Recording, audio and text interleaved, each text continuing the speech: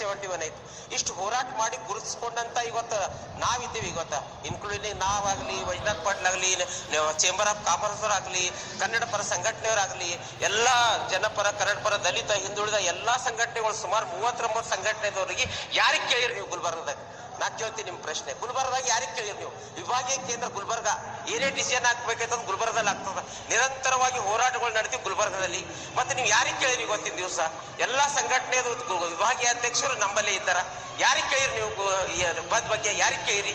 ಏನ್ ಸಮಸ್ಯೆ ಅವ? ಯಾವ ಸಮಸ್ಯೆಯಲ್ಲಿ ನಾವು ಬಂದ್ ಮಾಡ್ಬೇಕು? ಯಾವ ಏನ್ ಕೇಳಿರಿ ನೀವು? ಎದ್ ಕೇಳಿರಿ ನೀವು? ಅದರಲ್ಲಿ ನಮ್ಮ 6 ಜಿಲ್ಲೆ ಸಮಸ್ಯೆ ಏನ್ ತಗೊಂಡ್ರಿ ನೀವು? ಕೇವಲ ಏನಪ್ಪಾ ಅಂದ್ರೆ ನೀವು ಹುಬ್ಬಳ್ಳಿ ಧಾರವಾಡ ನಿಮ್ಗೆ ಅನ್ಯಾಯ ಇತ್ತು ಅಂತ ನೀವು ಬಂದ್ ಕರೆ ಕೊಡ್ತೀರಿ. ಅರೆ ನಮ್ಮ ಭಾಗಕ್ಕೆ ಸಿಗಬೇಕಂತ IT ಏನಪ್ಪಾ ಅಂದ್ರ ನಂಜುಂಡಪ್ಪ ವರದಿ ಪ್ರಕಾರ ನಮ್ಗೆ ಸಿಗ್ಬೇಕಾಗಿತ್ತು. ಆದ್ರೆ ನೀವು ನಿಮ್ ಕಡೆ ಸ್ಥಳಾಂತರ ಮಾಡ್ಕೊಂಡಿರಿ. IT ನಿಮ್ ಕಡೆ ಸ್ಥಳಾಂತರ ಮಾಡ್ಕೊತೀರಿ.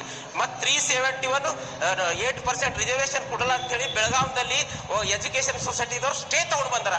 ಇಂತ ನೀವು ಅನ್ಯಾಯ ಮಾಡಂತವ್ರು ನೀವೇನದಲ್ಲ, ನೀವು ಬಂದ್ ಕರೆ ಕೊಡ್ಲಿಕ್ಕೆ ಯಾರಿಗೆ ಕೇಳಿರಿ? ಕೇಳಿದ್ರ ನೀವು ಬಂದ್ ಕರೆಗೆ ನಾವು ಬೆಂಬಲ ಕೊಡಕ ನಾವು ಮೂರ್ಖರು ಇದ್ದೇವಾ?